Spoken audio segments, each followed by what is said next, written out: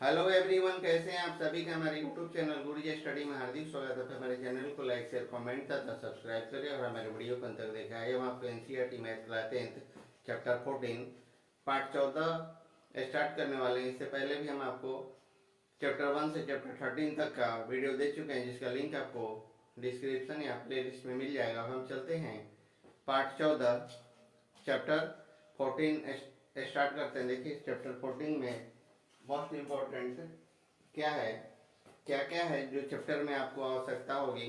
हम चाहेंगे कि आप स्वस्थ होंगे, मस्त होंगे और अपनी पढ़ाई जबरदस्त तरीके से करते होंगे, जिससे आपको बिहार बोर्ड एग्जाम में आसानी होगी। ऐसे ऑब्जेक्टिव 2 नंबर और 5 नंबर का क्वेश्चन मिलाकर टोटल 14 नंबर का 14 मार्क्स का क्वेश्चन आपको बोर्ड एग्जाम में इस चैप्टर से पूछे जाते हैं। सांख्यिकी से चैप्टर 14 सांख्यिकी है। अब देखिए सांख्यिकी में क्या सबसे पहले क्या पढ़ेंगे, माध्य। क्या पढ़ेंगे हम? माध्य पढ़ेंगे सबसे पहले, जिसको क्या बोलते हैं, मीन बोलते हैं, मीन बोलते हैं। अब देखिए माध्य है क्या, माध्य है क्या उसके बारे में हम जानेंगे। दिए गए प्रेक्षणों का माध्य या औसत सभी प्रेक्षणों के मानों के योग के प्रेक्षणों की कुल संख्या से भाग देकर प्राप्त किया जाता है, प्राप्त किया जाता है। और माध्य का आपका सूत्र होता है, माध्य का आपका सूत्र होता है सभी प्रेक्षणों का योग, सभी प्रेक्षणों का योग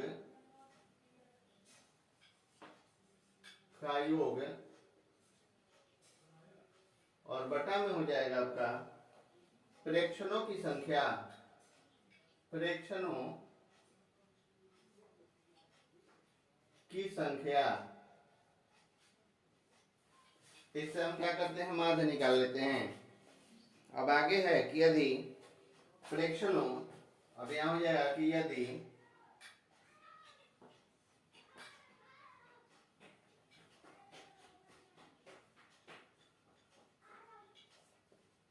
प्रेक्षणों x1,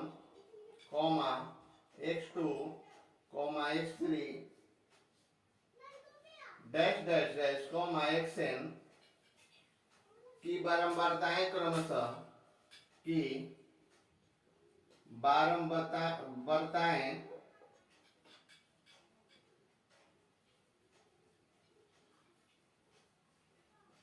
क्रमशः F1 F2 F1 F2 Fn Fn हो तो यहां हो जाएगा माध्य, माध्य बराबर हो जाता है आपका F1 into x1, F1 into x1 दोनों गुना हो जाएगा, प्लस F2 इंटू x2 फिर प्लस हो जाएगा आपका dash dash dash plus Fn into आपका xn और पूरा के बटा हो जाएगा F1 plus F2 plus dash dash dash plus Fn, plus क्या हो जाएगा आपका Fn हो जाएगा। या इसको हम ऐसे भी लिख सकते हैं, इसको हम ऐसे भी लिख सकते हैं कि या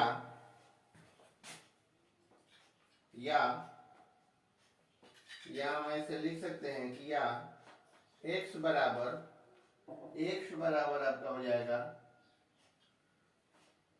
सिग्मा, सिग्मा या n हो जाता है, यहाँ i बराबर आपका 1 हो जाएगा F1 into x1, F1 into x1 बटा में यहाँ भी हो जाएगा आपका सिग्मा, यहाँ n हो जाएगा i इक्वल टू 1 हो जाता है आपका F1। यहाँ हो जाएगा, यहाँ i बराबर 1 से n तक विचरण करता है। यहाँ हो जाएगा जहाँ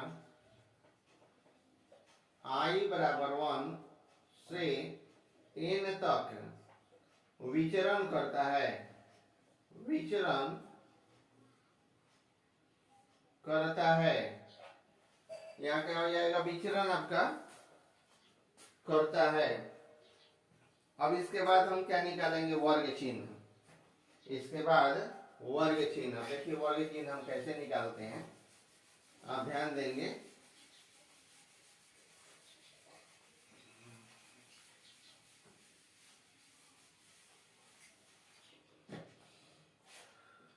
अब हो जाता है आपका वर्ग चिन्ह। तो वर्ग चिन्ह का आपका एक फॉर्मूला होता है वर्ग चिन्ह का, जहाँ दिया हुआ, ध्यान दिए होंगे आपका, दिया होता है 10, 15, 15, 25। तो ये निम्न सीमा हो गया, ये आपका उच्चतम सीमा हो गया।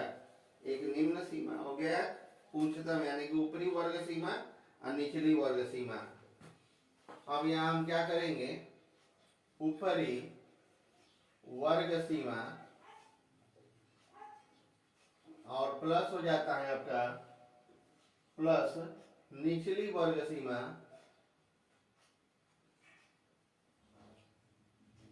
निचली वर्ग सीमा, और पूरा का बटा आपका क्या हो जाएगा, 2 हो जाएगा।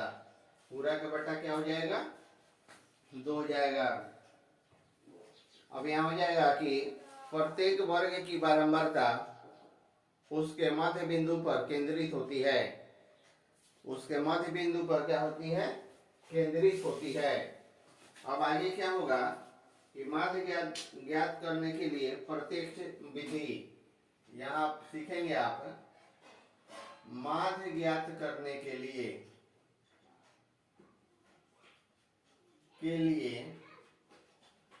प्रत्यक्ष विधि,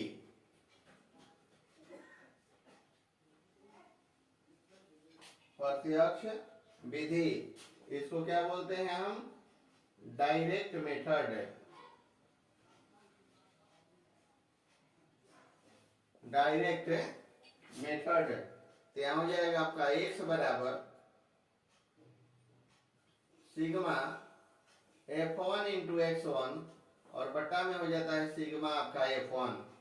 सिग्मा आपका क्या हो जाएगा, f1 हो जाएगा। अब इसके बाद हो जाता है माध्य ज्ञात करने की कल्पित विधि। यहाँ हो जाएगा माध्य ज्ञात करने की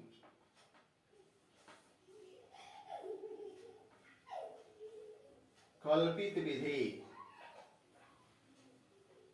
तो कल्पित विधि आपका हो जाएगा एस्यूम्ड मीन। यहाँ हो जाता है आपका मीन। अब यहाँ हम कल्पित विधि हम ये निकालेंगे। तो कल्पित विधि आपका हो जाएगा मीन मेथड। तो यहाँ हो जाएगा आपका x बराबर a प्लस सिग्मा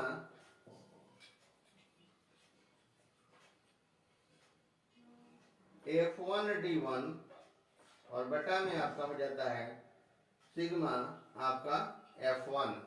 सिग्मा क्या हो जाएगा आपका f1 हो जाएगा। आगे है आपका, ध्यान देंगे, ये सब आपका फॉर्मूला है। इसी के अनुसार हम चैप्टर 14 का हल करेंगे।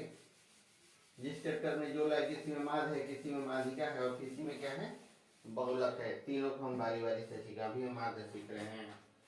अब हो जाएगा माध्य की गणना का सूत्र, माध्यिका की गणना का सूत्र। पहले हो जाए माध्य ज्ञात करने का पग विचलन विधि। यहाँ हो जाएगा माध्य ज्ञात करने का पग विचलन विधि।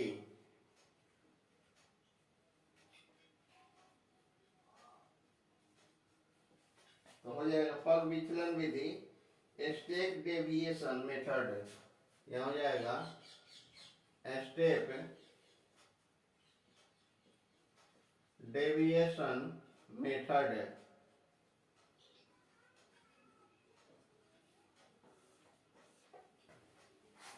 अब देखिए यहाँ हो जाता है क्या, एक्स बराबर ए प्लस एच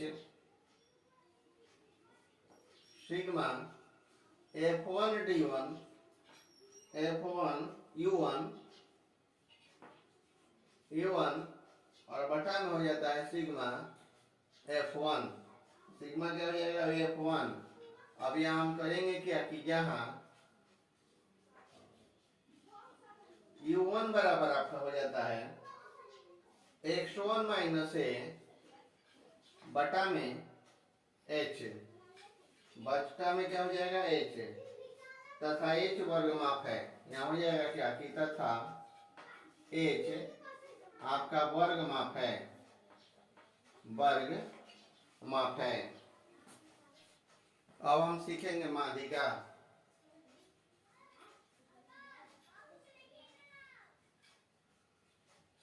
माध्यिका यहाँ हो जाएगा माध्यिका का की गणना सूत्र की गणना सूत्र यहाँ हो जाएगा formula of determination of median, formula of determination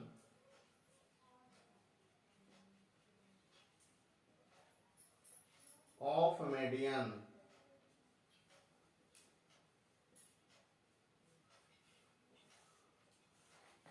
अब यहाँ दिखाएंगे माध्यिका जिसको एम से सूचित करते हैं। फॉर्मूला होगा आपका एल प्लस, यह हो जाता है आपका L plus N by two minus हो जाएगा आपका सी एफ बटा में छोटा एफ और गुणा हो जाता है आपका एच, गुणा आपका एच हो जाता है। अब यहाँ दिखाएंगे कि जहाँ एल बराबर हो जाएगा आपका माध्यक वर्ग की निम्न सीमा, माध्यक वर्ग की निम्न सीमा, उसके बाद हो जाता है आपका n बराबर हो जाता है आपका प्रेक्षणों की संख्या,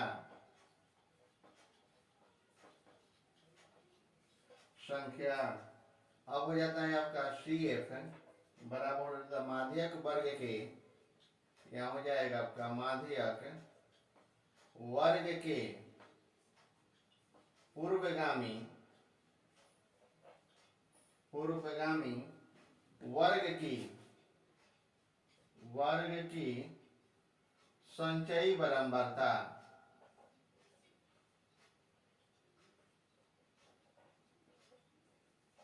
संचयी बारंबारता। उसके बाद आपका है छोटा एफ बराबर हो जाएगा आपका माध्यक वर्ग की बारंबारता, माध्यक वर्ग की बारंबारता। उसके बाद हो जाता है लास्ट आपका एच, तो यहाँ हो जाता है वर्ग आकार जिसका हो जाएगा संचयी वर्ग आकार समान रहेगा। यहाँ रहेगा आपका संचयी वर्ग आकार समान रहेगा।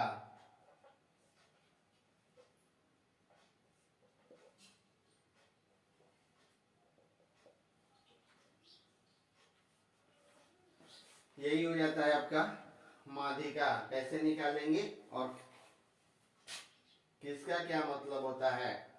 अब इसके बाद लास्ट हम चलते हैं क्या बहुलक।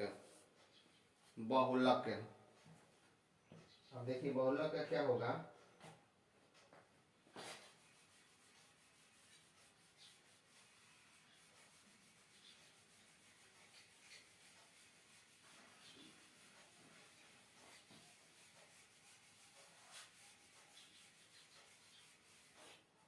अब आगे है आपका बहुलक।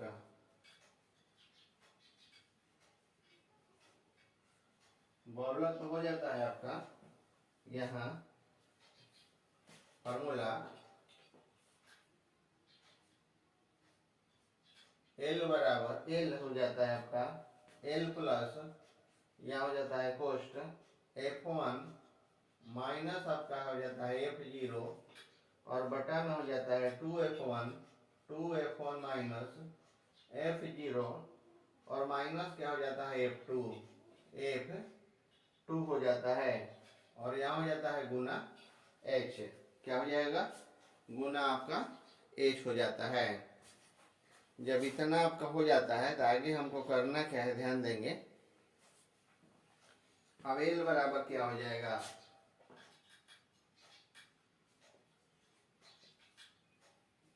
माध्यक वर्ग की निम्न सीमा, वर्ग की निम्न सीमा, उसके बाद हो जाता है आपका n बराबर हो जाता है आपका प्रेक्षणों की संख्या,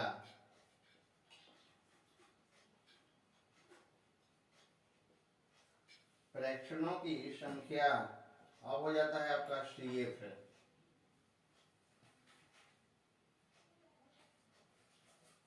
यहाँ जाता है L, यहाँ माध्यक नहीं होगा, बहुलक होगा, हम बहुलक आपको बता रहे हैं। तो यहाँ L बराबर हो जाएगा आपका L बराबर बहुलक वर्ग,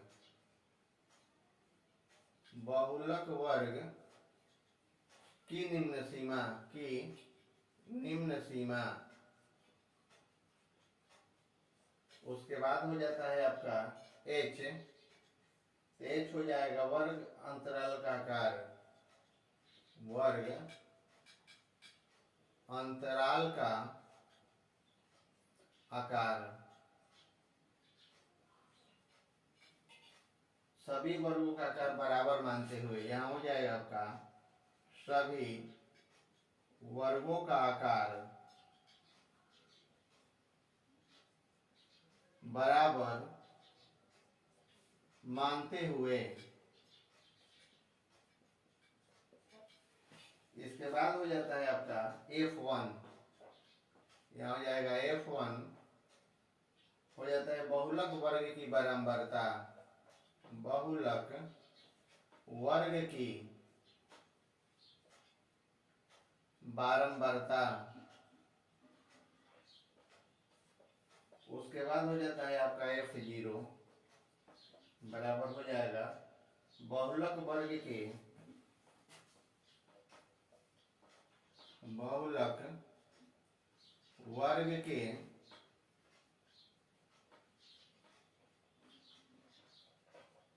पूर्वगामी वर्ग की बारंबारता, वर्ग की बारंबारता। अब इसके बाद हो जाता है F2, तो F2 हो जाएगा आपका बहुलक वर्ग के परवर्ती, बहुलक वर्ग के परवर्ती, परवर्ती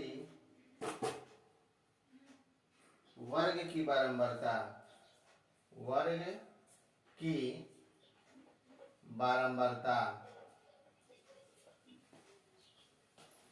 बहुलक वर्ग के वर्ग की बारंबारता। ऐसे ऐसे आपका माध्यक और बहुलक के बीच अब हम संबंध के बारे में बताएंगे। अब हम संबंध के बारे में बताएंगे। अब देखिए संबंध क्या है माध्य, माध्यिका और बहुलक का।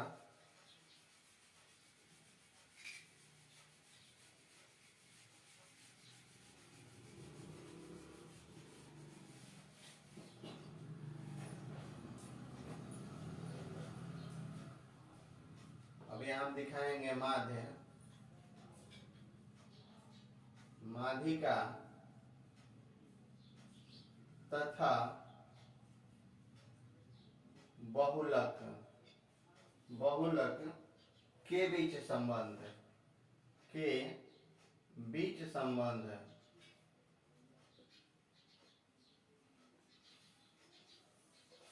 अब देखिए माध्य माध्यिका और बहुलक के बीच संबंध हम कैसे निकालेंगे। बहुलक लगभग 3 क्या हो जाता है, बहुलक